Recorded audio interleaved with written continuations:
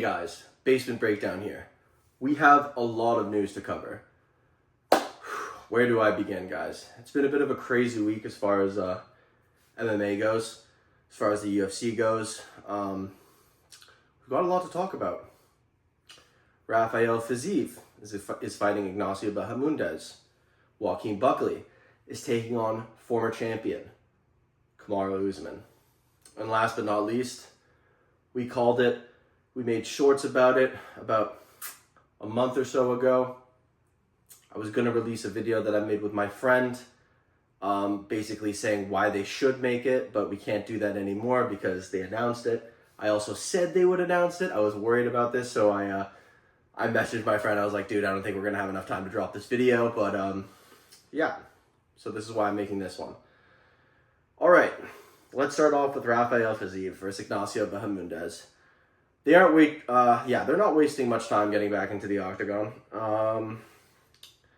The UFC booked these two guys against each other.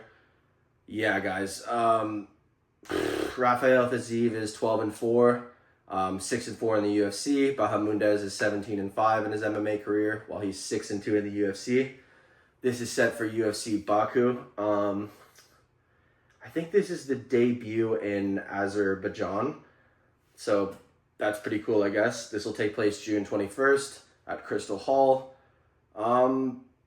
Yeah, it's pretty cool. I like this matchup a lot. Rafael Fiziev is coming off of a fight with short notice fight with Dustin. That was very good. We saw him, takedowns in the first round, get knocked down in the second round. Third round was a really close round, honestly. I think Ariel Helwani had Rafael Fiziev on, and when he talked to him about that, he basically said, I thought you won round 3. And yeah, I think he also made a claim that he won the first fight. But yeah, great fight. I love Rafael Fiziev. It's great to get him back in there. Ignacio Bahamondes is coming off of a very nice win versus Jalen Turner. I think he's coming off of a bunch of finishes in the first round, so that's very impressive. Fiziev's coming off of 3 losses, barring, very good fights. Mateusz Gamrot and then 2 Justin Gaethje fights. This is a nice fight. Out of all the ones, I guess, that were announced, we could say I'm least excited about this one, but it's still a great fight, and I'm very excited to watch it. I think that Rafael Fiziev, you give him another guy like Ignacio Bahamondes, he's looking for an even bigger win against a slightly higher ranked guy. I think Rafael Fiziev is ranked number 12 or something, and Bahamondes took Jalen Turner's spot, so that's at 14 or something. So he's still fighting up in the rankings, and he's going against the guy Rafael Fiziev. He's fun. Bahamondes is fun too. I really like this fight. I don't know who I'm leaning more towards. I kind of want to say that I'm leaning towards. I really like Ignacio Bahamondes, guys, and I feel like I might be leaning towards more his side of the fence, but we got some time to discuss that, so we can let it marinate and kind of go over that when it's time. But yeah, these all happened today, guys. Well, technically yesterday, as it's 12 o'clock as I'm filming, but on Friday, the April 25th, all this news dropped. Kind of weird too, but I freaking said it, man. I knew we were gonna get something today. So yeah, Kamaru Usman, guys, he's taking on surging welterweight contender Joaquin Buckley. This will take place at UFC Atlanta. This goes down, I think, June 14th at the State Farm Arena. Kamaru Usman's record is 20-4. Former welterweight champ, obviously. Held the title from 2019 until 2021. Yeah. Unfortunately, Kamaru Usman's on a bit of a losing streak, that being 3 fights. He hasn't fought since he fought Khamzat Chimaev at UFC 294, and he accepted, obviously, that fight against Khamzat on short notice, and it was at middleweight. I think that Kamaru Usman gave Khamzat Chimaev his biggest test. I think that Usman won the rounds number 2 and 3, and Khamzat Chimaev 10-8'd Usman in the first round. I thought it was going to be a draw, but things don't always happen that way. So yeah, I mean, coming off of a good performance, late notice against a guy who's still undefeated. So not a bad look at all. But before that, obviously, he was taken to a decision by Leon Edwards, who beat him. And then, obviously, he got the head kick knockout from Leon Edwards. But yeah, Joaquin Buckley, man. Joaquin Buckley is looking nice, dude. He's 21-6 in his MMA record overall, and he's won 6 in a row since returning to the welterweight division. He made his return to welterweight in 2023. He's fluctuated between 185 and 170, and I think he's always really looked his best at 170. And I mean, the 6-fight win streak tells all. He most recently finished former interim champion Colby Covington. This was UFC Tampa in December. Great performance by him against a tough dude in Colby Covington. Kind of on his decline, unfortunately, but I mean, still a great win.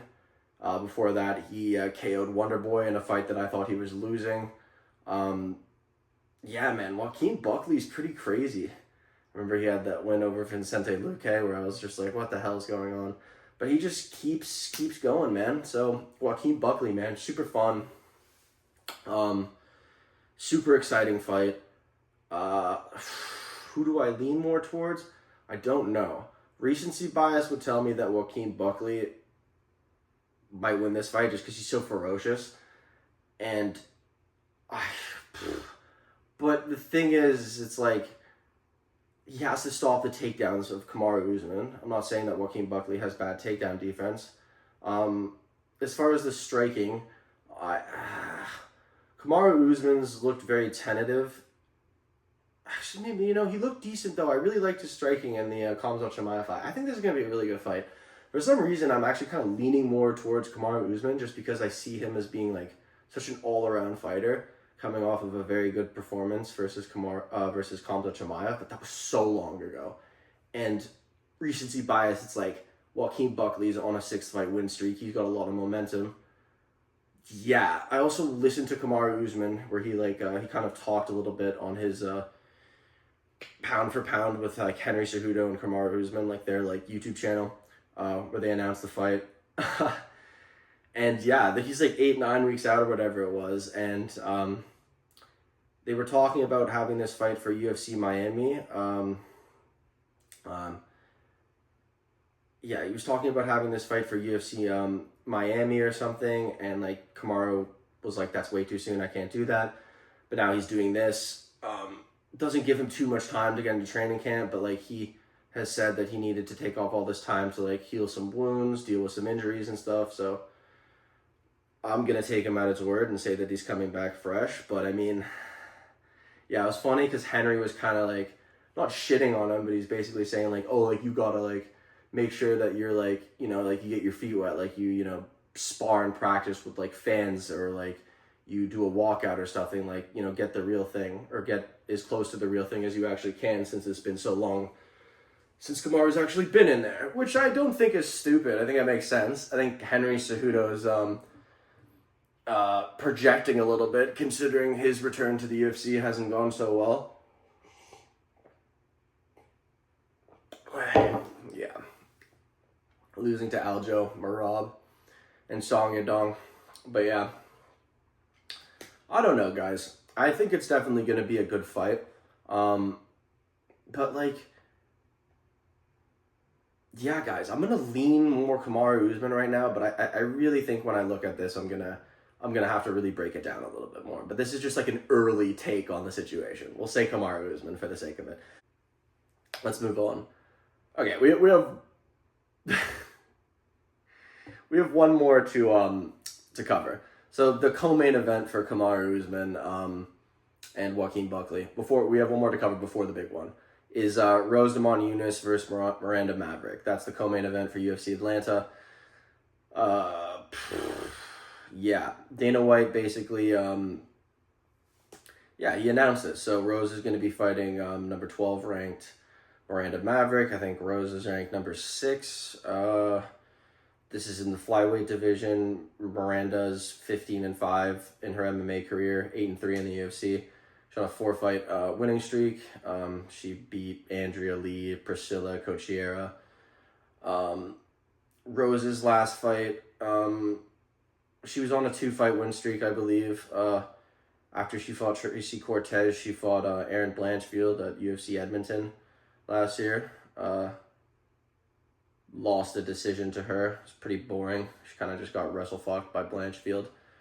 I thought she was doing well for a little bit, but yeah, guys. Now we're gonna get to the big one. Max Holloway, Dustin Poirier for the BMF title, UFC 318, guys. This goes down on July 19th in Louisiana, New Orleans, at the Smoothie King Center. I believe that's a pretty big arena, one of the biggest I think the UFC has, to fight in. But yeah, guys, this is a familiar face. This is a guy who Dustin Poirier welcomed into the UFC at 20 years old. Max Holloway made his debut against Dustin Poirier, where he got submitted. A couple years down the line, after Max, reinvented himself, Dustin's Dustin, they meet again in 2019, and they fight for the second time. In absolute war, 5 rounds. I think this particular fight, this second fight, warrants this third fight. Now let me get into this. I think for those who haven't rewatched that second fight, especially after this was announced, I suggest you go back and watch that fight. It's a very close fight, and both guys do very well. I am of the belief that that fight is very close to being a draw. I think you could also give it to Max, and I think you could also give it to Dustin. Maybe a little clearer for Dustin, but watch the fight back and tell me what you guys think in the comments. If you haven't already seen it recently, or if you know it very well, then you already know this, but very close fight, guys. And if that's any indication, my example would be Max Holloway versus Volkanovski 3. Why did they make that? Well, I think they made that because the second fight, Max Holloway versus Volkanovski 2, was an extremely close fight. Now, all of them were good fights, except for the third one where he really got out ahead of him. But the second fight, I'm really of the opinion that Max Holloway won that fight against Volkanovski. So I think that warranted the third fight because it was so close. And I really think Max won that fight. So I think that is enough to warrant it. I think that Max is a much more adjusted lightweight now. He's really filled into his physique. He looks like a real 155-pounder. Obviously, he's coming off of that knockout against Ilia Topuria, which wasn't a great look. Thought he was actually doing very well up until that. He got knocked out by Ilia Topuria. Before that, he knocked out Justin Gaethje, fight of the year. Let's go. Super hype. Now he fights Dustin Poirier in the retirement fight. I think this is good for Dustin. He fights for, not a title, obviously, because he's fought 4 times for a title. I don't think that really tarnishes his legacy. He's never lost 2 fights in a row or something. Dustin's great. 30 wins. He's a great fighter, and he's going to be remembered forever. So yeah, definitely excited about this. But yeah, Dustin Poirier, I also think when he was talking to MMA Junkie in an interview, was saying that he actually asked for Gaethje or somebody else, or maybe it's a Poirier or something, but they gave him Max Holloway, so I guess he was asking for someone else. I can see why Justin Gaethje wouldn't want to take a trilogy fight against Dustin Poirier, because would it guarantee him a title shot? I don't know about that. Dustin himself, also MMA math, it's Dustin Poirier did get knocked out decently recently by Justin Gaethje.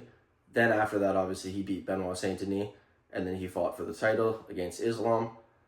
But yeah, he did get knocked out by Justin Gaethje. Max Holloway did beat Justin Gaethje, knocked him out, dominated that fight, lost maybe a round. So, like, you could do a little bit of MMA math here. If, you know, Justin Gaethje knocked out Dustin Poirier, and then Max Holloway knocked out Justin Gaethje recently, like, it can warrant enough of a rematch, of a rubber match. Like, the second fight, the fact that Max Holloway has knocked out Justin Gaethje, I think a lot of people are upset about it, but I think this is naturally where you go with it. I think it's very good. You can't really... This sets up a lot of stuff now. Like, I think this is some well-needed movement in the lightweight division. Yeah, I mean, like, Ilia Topuria, basically, he released a tweet, which I've already made into a short and put up, but I'll put it up in this video, where he says, like, you know, I'm in fighting camp, which was a couple days ago, and then basically some insider scoop, Islam's apparently in camp too now, so I have no idea when they're going to announce that, hopefully soon, but I think that's what they're going to make. Oliveira also says he's returning, so I don't know who that's going to be against. Maybe they do Oliveira, Arman Sarukian too. I don't even know. Oliveira, Gaethje too. I don't know what they're going to do. I don't know if Gaethje's going to be coming back that soon, so we're going to see, guys. But we're getting some movement in the lightweight division, which is great to see. I really do like Dustin Poirier versus Max Holloway 3. I am very, very excited. Chael Sonnen, I think, said that Ciryl Gane will be fighting Tom Aspinall for the interim title, or the vacant title, because I don't know what's going to happen right now. I mean, I don't know if John Jones has, you know, said yes or anything or whatever. We hear all this shit about, I think Chael also said, like, there's a date, it's booked or whatever, but I don't really think that's the case. That guy flip-flops a lot. I do love him, though. The GOAT, Chael Sonnen. So there's that, I guess. There's also Dricus du Plessis. He claims that he's not injured.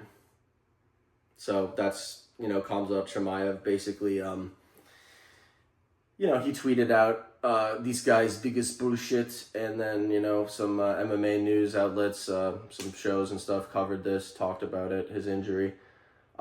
Dricus kind of played with it a little bit, because he kind of waited a little bit to break the news, but he did, and then he said that he's not in fact injured, and that he'll have a fight announcement soon. Sorry, guys. So that's some pretty big stuff, guys. It's a pretty big week for MMA news, and I'm really excited for these fights this weekend at UFC Kansas City. Yeah.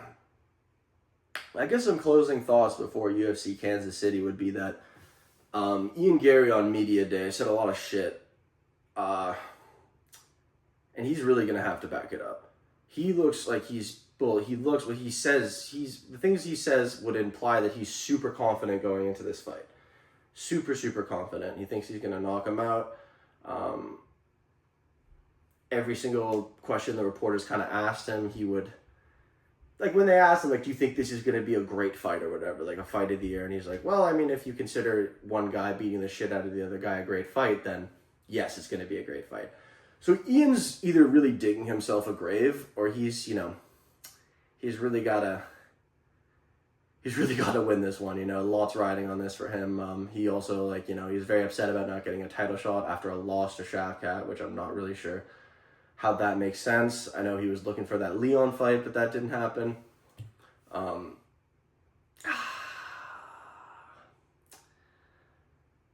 Yeah, I mean, I picked Ian Gary. I think he's going to win, but he really has a lot riding on this.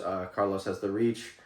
I saw a clip of him and his mom, Carlos's mom. That shit was so fucking hard. When she's like, I like when my son wins. Like, you better put him to sleep or whatever this shit is. That's freaking hard, man. That guy's a gangster. So I'm sure he's gonna be ready to brawl. It's gonna be a great card, guys. But I just wanted to make this video basically to get some news out about these guys. So at least we're getting some movement in the lightweight division. This is one of my favorite divisions in the sport, so I'm happy to see, you know, something actually happen. And I think this is going to be a bit of a snowball effect. I think we're going to see a lot of things unfold in the lightweight division very soon. And we're going to be getting a lot of fight announcements, which is really exciting. I think this summer is going to be packed with a lot of stuff. And yeah, that's it, guys. I just wanted to run that down, break the news. Not really break it, but, you know, give my take on it, and because that's what we do. We're an MMA channel. When stuff happens, we talk about it, and we give our opinions. Anyways, guys, thank you so much for watching. Basement Breakdown out. Brace yourself for the latest show. Basement Breakdown, let it